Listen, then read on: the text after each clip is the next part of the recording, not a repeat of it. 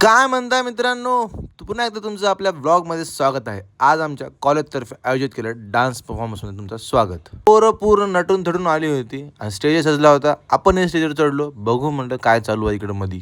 Anchoring करणारे ready होते आणि आपल्या साऊंड सिस्टम मध्ये सिनियरनी घेतलं होतं. सिनियरनी बघा पूर्ण सिक्युरिटी जिम्मेदारी आणि परफॉर्मन्स कशी होतात याची जिम्मेदारी पूर्ण घेतली होती. सर्व इकडे येतानाच पडला, थोडक्यात वाचला भाऊ म्हणून बरं होतं, थोडंच लागलं. प्रोग्रामला झाली सुरुवात.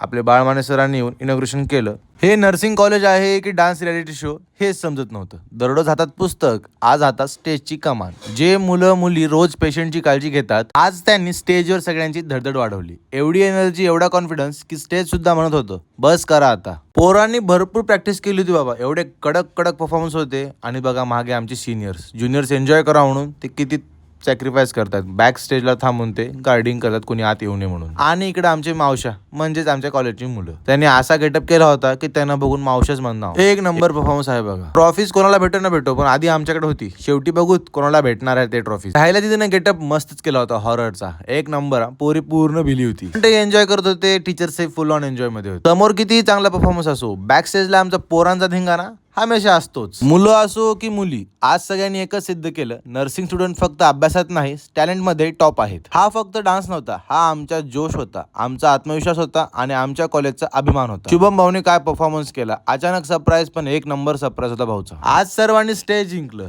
उद्या जग जिंकू. आम्ही नर्सिंग स्टुडंट आहोत, आम्ही सेवा करतो आणि गरज पडली तर स्टेजही फाडतो.